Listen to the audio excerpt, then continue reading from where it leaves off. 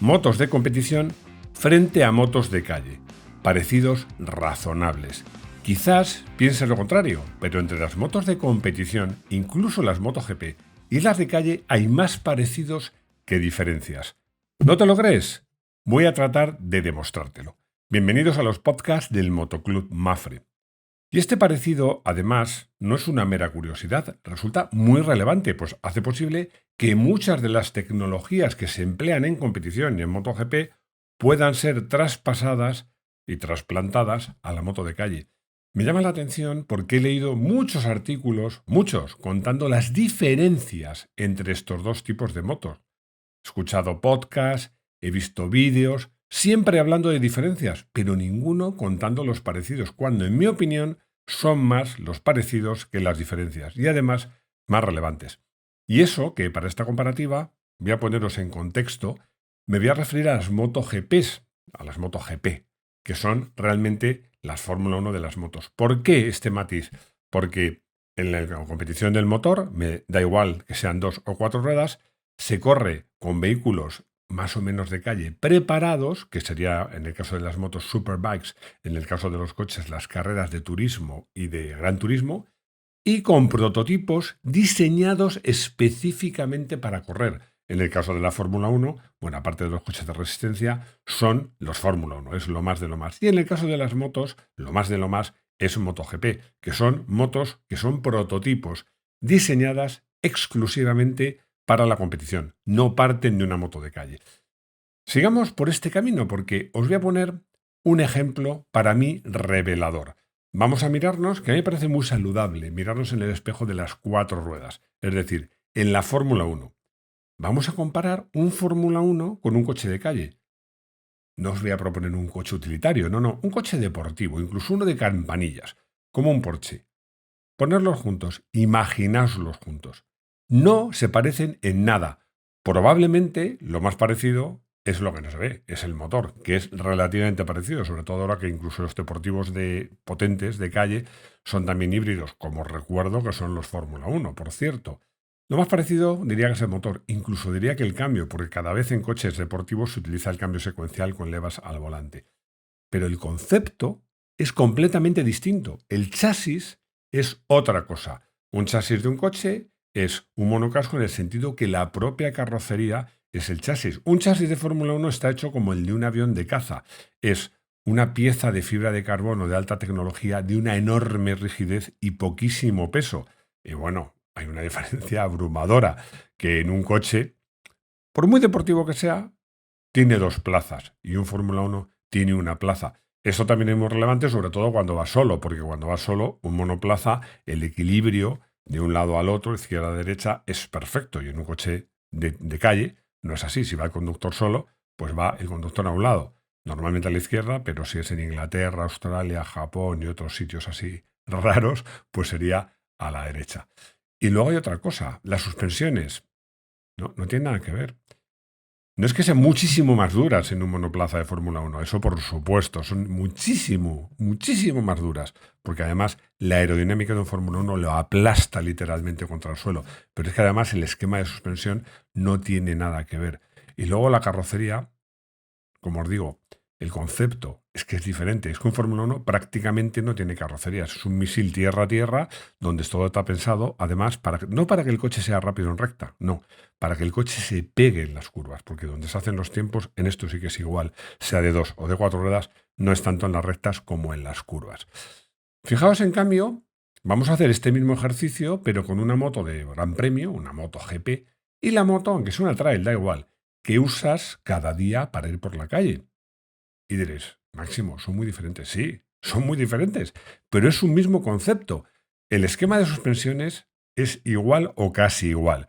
El chasis, que es una pieza que une el eje de la dirección con el eje del basculante, es el mismo concepto. El depósito va encima de ese chasis y el motor debajo.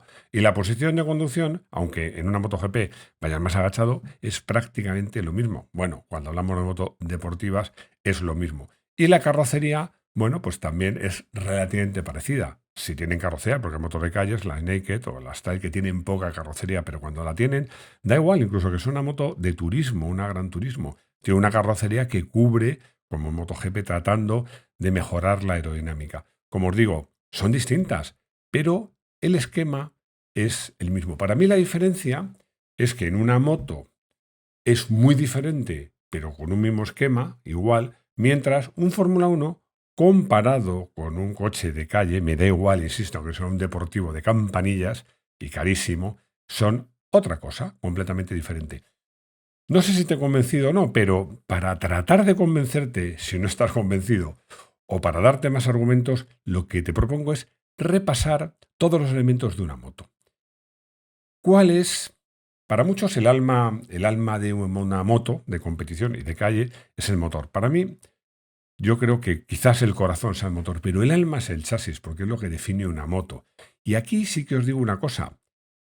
El tipo de chasis, el concepto de chasis, es idéntico en una moto de competición o en una moto de calle, no como en los coches. A veces os diría que son casi iguales. Si yo os pregunto, ¿qué misión tiene un chasis de una moto? Diréis, bueno, pues sujetar las cosas. Bueno, vamos a ser un poquito más concretos. Un chasis de una moto conecta dos ejes, un eje vertical, que es donde gira la dirección, y otro que es paralelo al suelo, pero transversal a la marcha, que es el eje del basculante. Eso es lo que hace un chasis, conectar esos dos ejes. Y esto es idéntico en la trail que tengas, yo os diría que casi en el scooter que tengas, que en una moto de MotoGP. Bueno, y os digo que en algunos casos es idéntico, incluso a veces idéntico, entre una moto de gran premio y una moto de campo, o una moto trail, una moto deportiva, o incluso una moto de turismo. Porque desde que un mago, un genio, más que un mago, yo creo que es un genio, quizás las dos cosas, que es un español llamado Antonio Cobas, inventó un chasis que para mí justamente se llama Delta Box, porque se tenía que llamar chasis Cobas, pues todo ha sido más o menos parecido. Porque lo que inventó Antonio Cobas es un chasis que son dos vigas de aluminio que abrazan una por cada lado al eje de la dirección, discurren a los lados del motor, el motor no va colgado, puede ir en medio y llegan hasta el eje de basculante. Bueno, pues este tipo de chasis es muy usado, yo diría que es el usado siempre en competición, con algunas variantes, porque ahora algunas marcas quieren hacer chasis de fibra de carbono. Ahora veremos esto, también vamos a hablar de esto.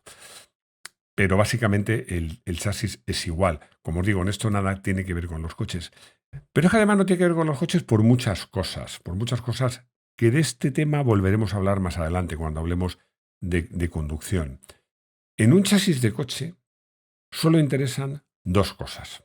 Bueno, el precio, si es un coche de calle. Pero si es un coche de competición, interesa la relación entre rigidez y peso. Cuanto más rígido, mejor.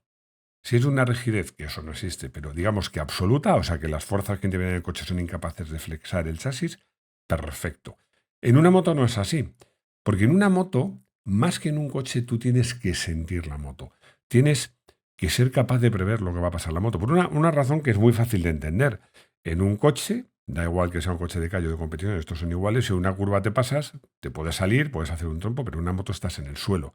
Entonces tú en una moto necesitas saber qué va a pasar, poder anticipar. Y para esto, que un chasis sea flexible, es decir, que antes de que la rueda trasera pierda el agarre, el chasis empieza a retorcer y te está mandando información, importa. Por eso, en una moto importa la rigidez, el peso y la flexibilidad.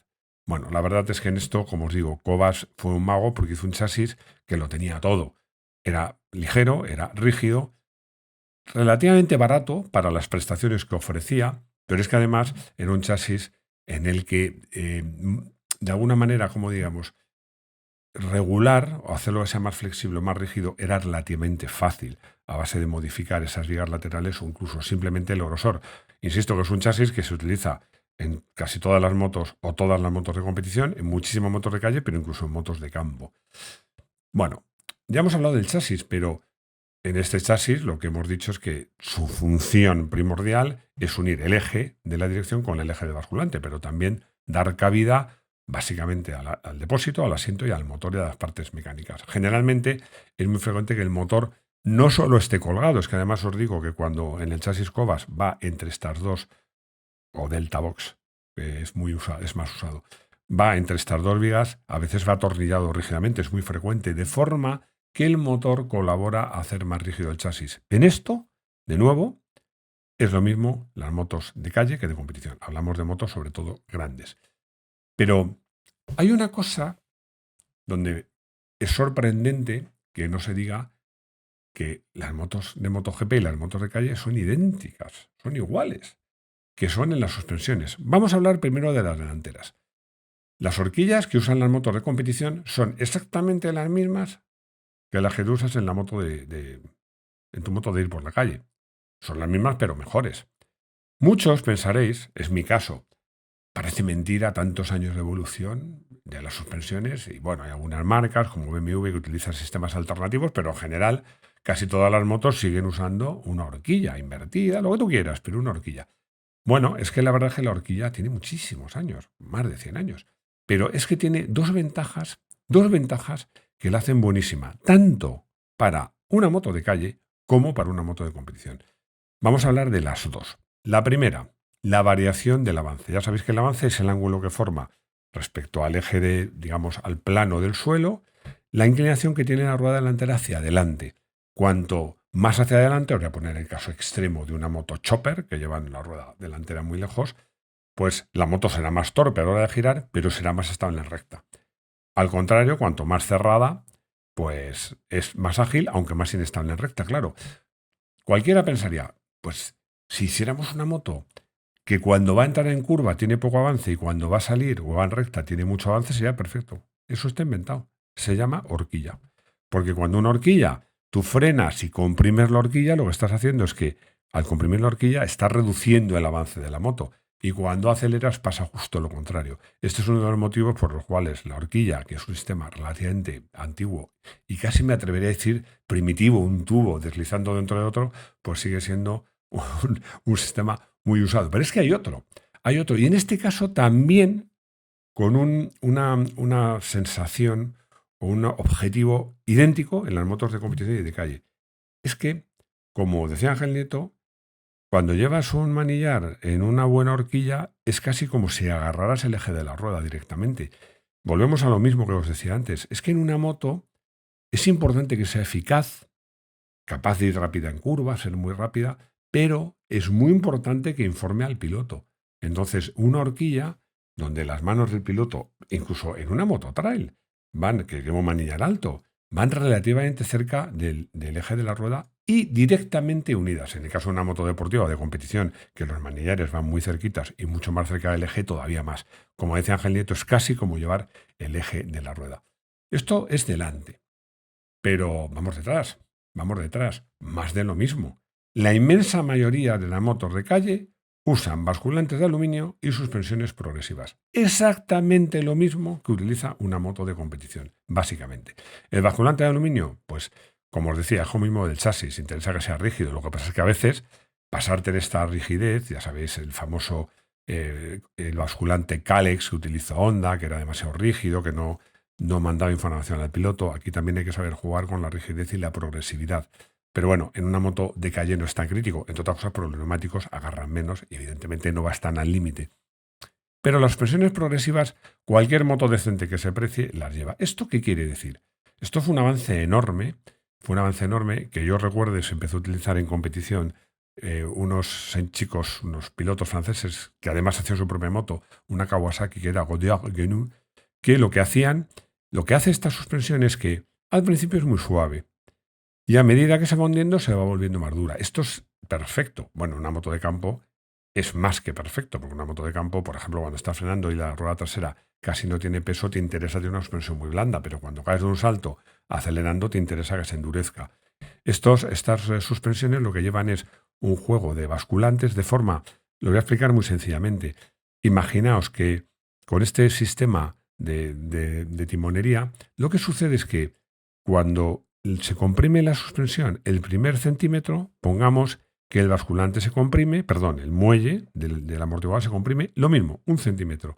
Pero a medida que va avanzando, cada vez se comprime más, de forma que ya casi al final del recorrido, para 1 centímetro de compresión de la suspensión, tienes que comprimir, pongamos, 3 centímetros el muelle.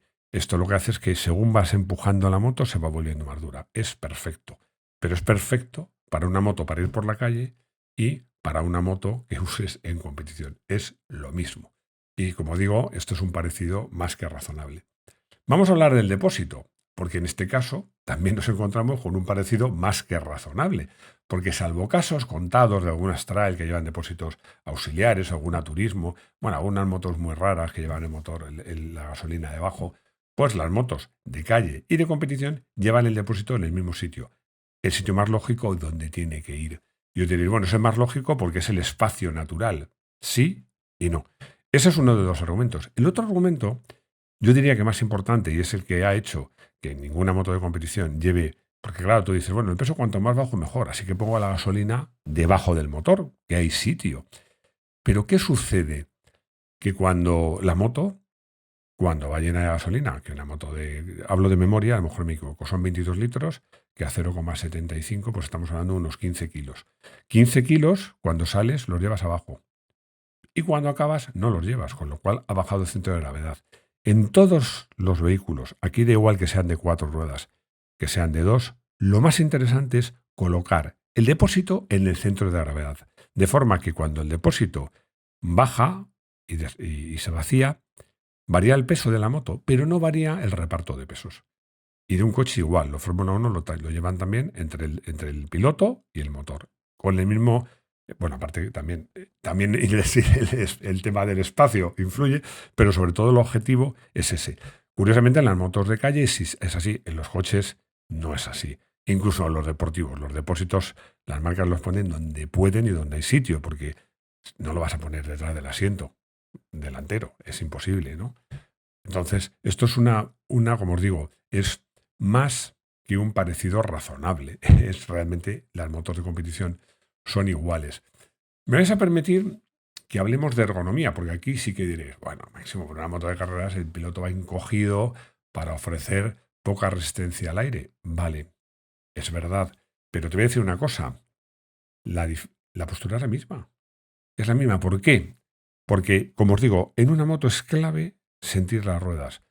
¿Cómo va un piloto? Da igual que sea de moto de calle que de moto de competición. Pues va con las manos muy cerca del eje de la dirección y con los pies muy cerca del eje del basculante. Es verdad que puede llevar maneras más altos o más anchos para mayor confort, o puede llevar las estriberas un poquito más adelante, un poquito más atrás. Pero al final el criterio es ese, sentir la moto, no es casual. Está claro, bueno, la diferencia también os digo que entre la posición de conducción en una moto muy deportiva y una moto de competición es prácticamente inexistente. Entre una moto de calle de otro estilo, sí, pero al final, como te digo, la diferencia, la distancia que hay entre las manos de una moto, donde lleva las manos un conductor de una moto de trail y un piloto de MotoGP, hay unos cuantos centímetros, y los pies os diría que todavía menos. Aquí pasa lo mismo otra vez, porque en un Fórmula 1 es otra cosa. ¿Por qué? Muy sencillo, porque en la Fórmula 1 el piloto, entre comillas, hablo como peso, no importa. En una moto de MotoGP y en la moto en la que usas por la calle, tu posición varía. Lo ideal es que te adelantes cuando aceleras, te retrases cuando frenes y te descuelgues o al menos hagas un gesto. Tampoco se trata de ir por ahí arrastrando rodilla cuando das una curva. Si es el circuito hay que descolgarse. En un coche no, vas atado y los ingenieros ponen al piloto donde hay sitio. Lo ponen donde hay sitio, no donde hay información, porque la información en un piloto de coches le llega, como dice Niki Lauda, por el trasero y por las manos, no tanto por la posición. Además, ahora hablaremos también de dirección. Un piloto de monoplaza va sentado directamente en el suelo, con una dirección que apenas tiene una vuelta de lado a lado y muy tendido para presentar menos resistencia al aire. Ni el deportivo más radical tiene una posición como esta. Vamos a hablar de aerodinámica, porque muchos diréis, pero en la aerodinámica sí que no se parecen en nada. Bueno, aquí os diré una cosa, os sorprendería que en muchos casos se ha estudiado más la aerodinámica en las motos de calle que en las motos de competición, y esto tiene motivos. Los motivos son dos. Primero, que en las motos de competición se consideraba que la aerodinámica no había mucho que ganar, y luego había un reglamento muy restrictivo. Os explico las dos cosas. Primero, el reglamento muy restrictivo. Es que no hay mucho que hacer, porque cuando era menos restrictivo, por ejemplo, a lo mejor alguno habéis visto motos antiguas que llevaban la rueda delantera carenada, o sea, el carenado cubría la rueda delantera, se podían hacer más cosas. Hoy día está todo muy calculado y muy limitado. Puedes poner alerones, pero hablaremos de alerones. No cambian esencialmente el concepto. Y luego, decía que luego voy a hablar de alerones, luego es ahora mismo. Había poco que ganar. ¿Por qué? Hablaremos, al hablar de ruedas, de una enorme diferencia que salta a la vista entre coches y motos. Es que los coches no se inclinan. Bueno, se inclinan un poco por la fuerza de gravedad, pero no se tumban como las motos. ¿Por qué esto influye en la aerodinámica? Porque un coche tú le pones un alerón enorme delante y detrás y funciona y te lo pega en la curva. Pero en una moto, el alerón que funciona bien en recta, cuando llegas a una curva y empuja, casi te empuja hacia afuera. Por eso los alerones en moto los están poniendo, pero más pensando en evitar caballitos cuando aceleras, no tanto en conseguir más agarre en curva. Y además, los alerones de una moto, pues sí, los ves y dices, ¡ay, qué alerones más grandes! Bueno, pero si los ves comparado con un Fórmula 1, no es lo mismo. Como os digo, en lo de la aerodinámica, casi se ha estudiado más en las motos de calle. Yo creo que BMW, ya lo sabéis todos, fue pionera. Hubo motos como las RS, la K1, que era bastante fea, pero aerodinámicamente pues, era muy avanzada, pues conseguían el confort de piloto. Porque os digo una cosa, al final la diferencia entre la aerodinámica en una moto de competición y una moto de calle es el objetivo. En una es el confort y en otra la velocidad. Pero las armas son muy parecidas y relativamente limitadas. Volvemos un poco para tener una referencia. Hablar de la Fórmula 1. Tú mira un Fórmula 1. ¿Has visto la cantidad de alerones que tienen? Ya no digo el tamaño, que es enorme el tamaño. Es enorme, porque además lo ves en la tele y dices, oh, pues no, no, lo ves al natural, son enormes. Pero es que lleva alerones en el alerón, en los laterales, en los rinconcitos, en los espejitos, en todas partes. Allí donde hay viento, ponen alerones. Y una moto, bueno, pues está avanzando en esto, pero no mucho. En cualquier caso, perdonad, vuelvo a decir lo mismo. Es que la diferencia es que un Fórmula 1 respecto a un coche de calle es otra cosa. Y en las motos es el mismo concepto con distintos objetivos. Porque hablemos de ruedas y neumáticos. Es que no hay gran diferencia entre el tamaño de las ruedas y neumáticos de una moto de MotoGP y una moto de calle potente. Y hay un motivo, es que la moto se inclina. Tú no puedes poner un neumático anchísimo en una moto, porque es que al final rodarías con las esquinas. Los neumáticos de moto, como todos sabéis, porque sois moteros, tienen un perfil en V o redondeado. Es decir, que la huella, aunque sea muy ancho, es relativamente la misma. Es cierto que los neumáticos, por ejemplo, los que están diseñados más en V que redondos, la idea es que cuando tú tumbes, pues tengas más huella de neumático, pero no puedes ensancharlos. Esto tampoco pasa en los coches de competición. Es que los Fórmula 1, vuelvo a decir lo mismo, en la tele parece lo que parece, pero si los veis al natural, no es que tengan ruedas anchas, tienen ruedas muy, muy, muy, muy anchas, pero anchísimas. Vamos a hablar de motores, ya estamos terminando, porque quiero hablar de motores, no voy a entrar en detalles porque son muy parecidos, pero hay grandes diferencias. De hecho, pues un motor de MotoGP no se puede usar en las motos de calle por cuestiones de fiabilidad, de la distribución. Pero os voy a llamar la atención sobre una cosa, que es la potencia. Porque os sorprenda, aunque os sorprenda, las motos de MotoGP no son mucho más potentes que las motos de calle. Vamos a ver, hay motos de calle, las famosas RR, que superan los 200 caballos. También hay Hyper Naked. Bueno, motos de más de 150 caballos hay muchas. Y más de 100, os diría que como motos de Z cilindrada, casi todas. Una moto de MotoGP, bueno, según unas fuentes u otras, está entre los 200 y 250 caballos. Pero ojo, insisto, estoy haciendo una comparación que en el fondo más se distancia de motos de calle, porque es que hay motos de competición, os estoy hablando de Moto 3 y Moto 2, y de otras categorías donde las motos de competición son menos potentes que una buena moto de calle. Es decir, la diferencia, los motores son muy diferentes, pero la distancia en potencia no es tanta. Vamos a poner otra vez como referencia a los coches. Nada que ver. Un coche, vamos a suponer un 911 que ronda, según las versiones, 150.000, 200.000 euritos, de nada. Y ronda su potencia entre 300 y 350 caballos.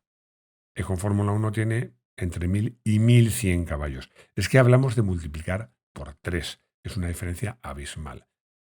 Decía que estaba acabando, pero no quiero dejar de hablar, aunque sea un poco de pasada, de dirección y de frenos. Bueno, pues con diferencias de anchura de manillar y de altura, Una moto de competición y una de calle tienen el mismo sistema de dirección y la misma desmultiplicación. Sencillamente porque no es desmultiplicación, es directo. En esto no es como uno Fórmula 1. Un Fórmula 1 tiene una dirección súper directa, más directa que cualquier deportivo de calle que os imaginéis. Bueno, tan directa y gira tan poco que no entran ni en boxes, muchas veces hay que meterlos. Y el volante es pequeñísimo. Y además ni es un volante, porque es que no hay que soltar las manos del volante. Bueno, y luego sin hablar de botones, que puedes hacer casi de todo. Bueno, en una moto, el manillar de una moto de MotoGP puede variar la altura, la anchura, pero es exactamente igual que llevas tú en la moto. Y hablemos de frenos, porque os diré, bueno, para MotoGP llevan unos frenos, sí, pero las versiones de lluvia, que llevan frenos de acero, llevan unos frenos muy parecidos a la de uno RR. Eso sí, cuando es en seco ponen los de carbono y las diferencias son abrumadoras. No siempre para bien, porque los frenos de carbono requieren llevarlos a buena temperatura. Por eso no son... Están los carbocerámicos que se usan en coches, que no son tan críticos con esto, pero unos frenos de carbono cuando están fríos no frenan. Pero es que además hay otra cosa que no está teniendo en cuenta. Aquí sí que hay diferencias, pero a favor de la moto de calle, porque seguramente tu moto de calle, la que usas cada día para ir a trabajar o el fin de semana para salir por ahí por la sierra, tiene ABS y las de carreras no. La verdad es que habría más detalles que comentar, pero no quiero aburriros, porque yo creo que con esto que os he contado, más o menos, bueno, pues podéis tener una idea. Me voy a ir a la conclusión. Una moto de competición respecto a una moto de calle es el mismo concepto o los mismos conceptos, pero todo mucho mejor. Y sobre todo, todo orientado a ser más rápido y más eficaz. Yo siempre digo, cuando he participado en competición, que en competición lo mejor es lo peor enemigo de lo bueno. Un piloto no quiere una buena moto, quiere la mejor moto. No quiere unos buenos neumáticos, quiere los mejores neumáticos. Y un ingeniero quiere hacer la mejor moto. Y aquí, además, cuando... No voy a decir que no haya límite económico, o en algunos casos no lo habrá, pero desde luego, si lo hay, es muy alto. Entonces se pueden hacer muchas cosas. Claro, una moto de calle sí que tienes que estar atento a los costes. Hay motos de calle muy exclusivas y muy caras, pero en general el fabricante tiene que mirar de hacer un buen producto a un precio razonable. Yo creo que al final esto es lo que más separa, porque, insisto, los conceptos son muy parecidos, pero los objetivos son muy diferentes y lo más importante es que en uno el precio, el presupuesto no es un problema y en el otro sí que lo es. Bueno, no espero convenceros, porque yo siempre digo que a mí lo que me gusta no es convencer a nadie, es daros ideas, daros conceptos, contaros cosas para que vosotros os forméis vuestra propia conclusión. Aquí no se trata de decir, bueno, ¿quién gana? ¿El que dice que hay muchas diferencias entre el motor de calle y competición o el que dice lo contrario? No, es que yo creo que está bien hablar de las diferencias para que sepas lo que tienen las motos de MotoGP y otras motos de competición que no tienen la tuya, pero yo creo que está bien hablar de los parecidos, porque una de las cosas que a mí me gusta, cuando voy a rodar con mi moto en circuito, tengo una Suzuki que tiene ya unos cuantos años, pero me voy a rodar a un circuito con una moto que en el fondo es de serie, que le he hecho 4 chorradas, 4 toques de suspensión, un escape y 4 cosas, y llevo una moto relativamente parecida a una MotoGP. En cambio, cuando he corrido en coche y me gasto un dineral en coger un coche preparado, que era un Seat León con tracción delantera, con 300 caballos, bueno, eso no se parece en nada a un Fórmula 1. En nada. Ni en el concepto, ni en nada de nada. Somos unos afortunados, los aficionados a las motos, por muchas cosas. Pero esto es una de ellas, que tenemos unas motos muy parecidas a las que se usan en competición, que es el mismo concepto para todos. Y bueno, sobre todo que para mí una moto da igual que sea para hacer trail, campo, para correr, rodar en circuito, para viajar. Es una máquina de divertirse. Espero que os haya gustado este podcast, espero que nos deis ideas para tratar temas que os interesen y sobre todo espero que me escuchéis de nuevo en el próximo podcast que hagamos para Motoclub Mafre. Hasta la próxima.